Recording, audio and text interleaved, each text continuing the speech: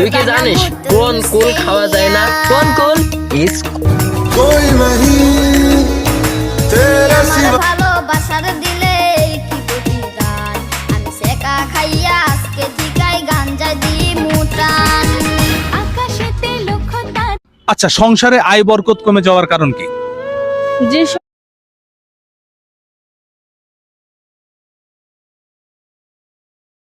ফুলকপি, আমি তোমাকে অনেক ভালোবাসি। আই লাভ ইউ ফুলকপি। আম্মু জোৎস্না রাতে জোনাক জলে ব্যথার নদী তুই কি জানিস কোন টক ফুচকাতে খাওয়া যায় না? কোন টক?